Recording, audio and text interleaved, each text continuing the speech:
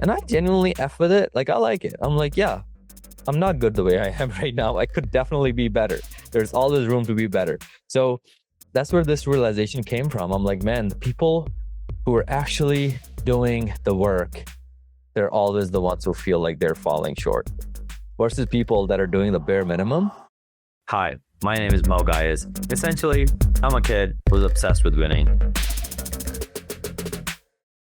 Hello. Welcome to Healthy Systems Podcast. I'm your host, Coach Mo. And today's Healthy Systems is another lifestyle podcast I've been thinking a lot about, which is this Ramadan reflection that has been heavy and it hit me hard. Okay. So what is this about? It's going to be a short episode, but I think a lot of you will resonate with this message, because if you're anything like me, or you like to achieve big things and you like to work hard, I'm sure this mindset belief has been on top of your mind, which is you're doing a lot, but it still feels like you're not doing enough. And that was the big reflection I had last night. So by the time this episode comes out, Ramadan will be over. But today is not even hopefully, today is probably the last day of Ramadan. It could also be tomorrow, just based on the moon sighting. It is Saturday, March 29th at the moment. So let's say today is the last day or the second last day. Last night I was at the mosque and I was at home actually, and I was thinking about this part where I was like, man, like this Ramadan, I did a lot, but it still feels like I didn't do enough. And that feeling has been that belief or that thought I'm very familiar with, because I've felt that before many times in my life. So today I'll walk you through it, because I think some of this is going to relate to you. And if anything, it's going to make you feel a little better, because it is normal to have these thoughts and nothing is broken. Okay.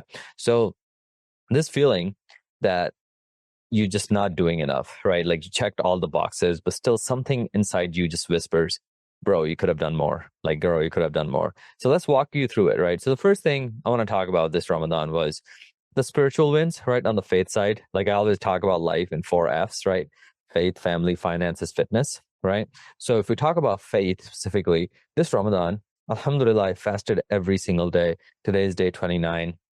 And I hope to finish strong. Fasted every single day. I went to the mosque more often than I have in the past. I prayed consistently. I also read more Quran than usual. I try to understand the holy book as well. And I made a lot of prayers. And there were many nights when I had tears come down my eyes, which is unusual for me.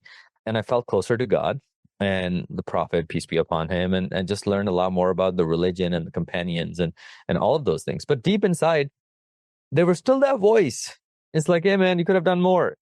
You had more in you, right? And one thing that happened was the more I was leaning into it, the more I wanted to do more of it.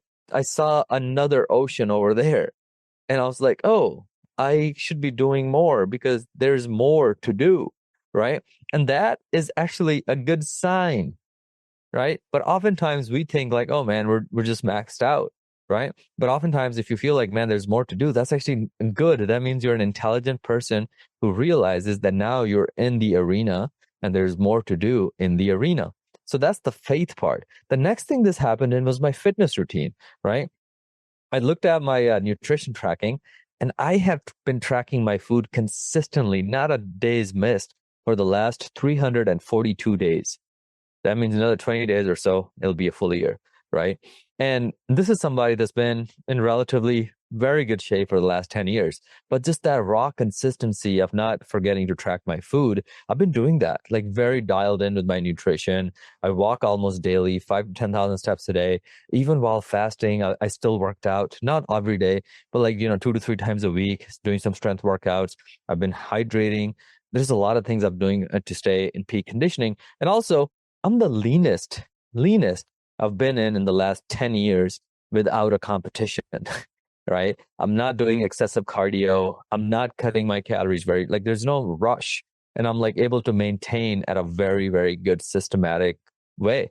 And I'm leaner. I'm just as actually very close to being as lean as I used to be when I was competing. So, and there's no crash diet. I can eat dessert, I can eat sweets. Like it just feels like it's in very good momentum, very good system. And still, I feel like there's more in my tank. There's more I can do. I can train harder. I could lift more weights. I could get more sleep. I could get more out of every single rep that I'm doing, right? There's that next level that I constantly see. So there's always that like, man, I'm like good and I'm better than I ever was before, but there's still more, right? And that's with my fitness. So we talk about faith, we talk about fitness. Now let's talk about my business, my finances, right? I run a small business, Training with the Titans. We do online fitness coaching for people all across the world, right? Primarily Americans, but we always get clients overseas too. And we coach them with their weight loss, with their health, with their nutrition, because obviously we're certified nutrition coaches, certified personal trainers, and behavior coaches. So when we work with clients, we can tailor fitness to your life. So we've taken people that have never exercised before, didn't know much about, nutrition, and we turned them into like not only helping them lose 40, 50 pounds, but we also help them make fitness a lifestyle so they're in shape for the rest of their life. That's my business. That's what we do. We coach people for a living. And even in business, I worked through Ramadan, Monday through Saturday, every single week in Ramadan. And I've been doing that for the last year, like for the last 10 years. You know what I mean? I led my team. We ran a lot of advertisements. Those were all the things I was doing, and I was personally responsible for. Every day, my credit card gets swiped for some business expenses, right? We took a lot of consultations. We did client check-ins. I rebuilt the entire website from scratch, reinvested every single dollar back into the Training with the Titans business, right? Didn't really take much home while fasting, recorded over 80 videos, multiple podcasts, sent out a lot of emails that I wrote, organic content on my Instagram, Facebook, you Google it, will be there, right? Kept it all moving. And still that voice comes in and says, you're not doing enough, right? So like, despite all of that effort, despite doing all of those things, coaching calls, managing my team, hiring people, having to let some team members go that needed that decision needed to be made for. Those were all hard decisions, right? Those were all hard things. And I did them all, but I still felt like I wasn't doing enough, right? And then even the last part, right? We talk about last part being family. I gave a lot more intentional time to my family this Ramadan. We opened fast together. I would have dinner with my parents. I just gave more time to my family, my sisters, my cousins, and all of that stuff. And despite all of that, it's like, man, you could have done more. You could have helped this person more. You could have done this more. You could have been nicer in that one little moment, right? So there's just like always this self-reflection that's like, man, you could have been better. You could have been better, right? And there's this like Jordan Peterson quote. I know he's a person that a lot of Muslim community doesn't like based on some of the comments he has made. But one of the quotes he said like 15 years ago, it was, "You're not good the way you are. You could be better." And I think when you're underperformer, I hate to say it, when you're underperformer, you hate that quote. When you're a high performer and you're a high achiever, you feel it.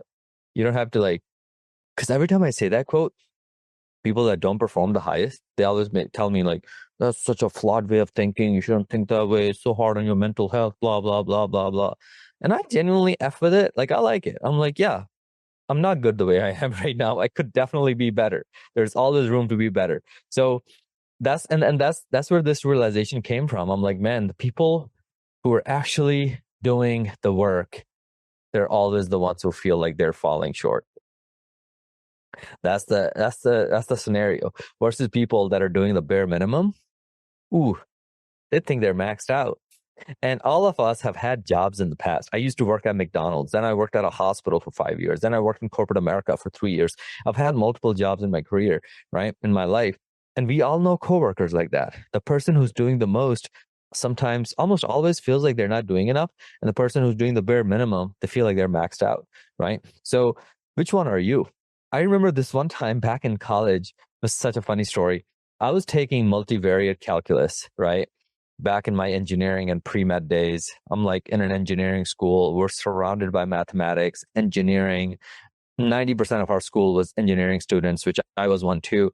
So I'm taking multivariate calculus, which is a really hard class, and I'm stressing and doubting myself every week. Each problem is like a full page long, right? It just takes a lot of like understanding of different, you'll need to really master algebra. Like there's so many prereqs to get to that class. So by the time you're solving a multivariate calculus problem, you'll use algebra in it. You'll use geometry in it. You'll use different sections of mathematics and just to solve one math problem. So like I'm taking that class and I constantly feel imposter. I'm like, I feel like I'm not good at math at all, right? And meanwhile, I remember those days. I came home one weekend and I ran into one of my high school friends. And my dude, from high school, he was in a community college, and he was actually no major, like he hasn't even declared his major. And he was taking a pre-algebra at the time. So mind you, I'm taking multivariate calculus, feeling imposter, like hard class. I'm like, man, I suck at math. Come home and homie's taking pre-algebra. Pre-algebra is like even before algebra. And like to get to multivariate calculus, you have to take pre-algebra, regular algebra, then you take geometry, then you go to pre-calc, then 1, 2, and then 3. This is like multiple levels right beyond where I'm at and where he was at. And he looks me dead in the eyes. He goes, dude, I just found out I'm really good at math. Like I'm just crushing it. I'm just like really good. I'm smashing it. Like, I've just always been good at it. I'm like, man, made me think. And luckily, even at the age of, 19, 20, I was still very self-aware. So I remember being like, you haven't seen what the mountain actually looks like. You're too busy climbing the little tiny mountains and you think you're winning because like you're just so smart. But in reality, you're just climbing little tiny hills. And I'm climbing this really big mountain, and that mountain looks fierce and it's looking at me straight in the eyes, telling me I'm not good enough. Versus your little hill is like, yay, you're a badass. Go you, right? And that's when it hit me. The more you grow, the more you realize how far there's still to go. Okay? So the more you grow, the more you realize how far there's to go. Every day when I'm running my business, when I'm like hiring employees, training employees, building the team, coaching our clients, doing everything, every day I feel like there's more to do. There's more to do. There's more to do. And at times it's hard for me to step away from work because I'm like, man, I just don't feel like I earned it. And this is after putting 70 hours a week. You know what I mean? So the more you grow, the more you realize like even in multivariate calculus, right? Like I felt like I knew what there's levels beyond it too. There were so many other great classes to go to. So I was like, this stuff only gets harder. You know what I mean? But in pre-algebra, you're just like, think of like a tall person and a short person. A short person's point of view is limited. They only see what they can see 10 feet from them or something like that, maybe 100. But the tall person sees beyond. They see like, oh my God, there's so much I don't know. So don't feel bad if you feel like there's another level and you feel a little insecure, man, like I'm not doing enough. It's okay. That means you're actually on the right path and you are actually doing the right things. So if you're feeling that tension of being a little grateful, but also very hungry, right? Like where you're feeling proud, but not satisfied, just know that it's not burnout. It's not weakness. That's your soul telling you that you're built for more, right? And I'm right there with you, bro and sister. Like I feel that every single day, right? So this Ramadan, it just, it was so beautiful. Like just diving into the faith, family, finances, fitness, because the life goes on and you're going to feel, if you're really aiming for success and going after it, you're going to feel at times that you're not doing enough. So that's how legacies are built, and it's totally okay. Every high performer has felt that way. So if this message hit home with you, the fact that you are okay, there's nothing wrong with you, it's not a burnout, it's actually you just climbing a bigger mountain, and that bigger mountain will test you more than Johnny getting tested by that little hill. Okay, he's gonna feel like he's a badass. You're gonna feel like, man, I'm behind, and that's okay. That's part of the game. You're building a legacy, because at the end of the day, climbing little hills don't get you anywhere.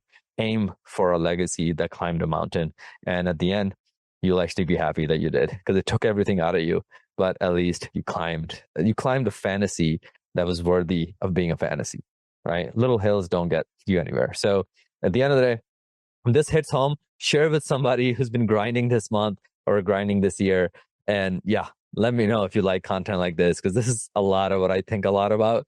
And with your feedback, it really helps, because then we can tailor more podcasts to that, and Healthy Systems can become more of what you guys want to hear. So at the end of the day, I hope you're well and keep crushing it. And I'll see you on the next one. Thank you for listening to the Healthy Systems podcast. I really appreciate you for tuning in today. Now, here are 2 ways I can help you for free. One, you can join our free Facebook community by just going to this link, bit.ly/Titan Facebook group. Just type that into your browser and then answer 2 questions, and then we'll let you into our Facebook community where you'll meet other people, as well as we have a lot of free resources in terms of meal plans, workouts, all kinds of stuff in there. Second way I can help you for free is if you follow me on Instagram at Mo Gaius, M-O-E, G as in George, H as in horse, I as in India, A as in Apple, S as in Sam. Follow me there and then shoot me a message with the word Healthy Systems, and then I'll be sure to send you a free gift. Other than that, keep listening in, and I really appreciate you.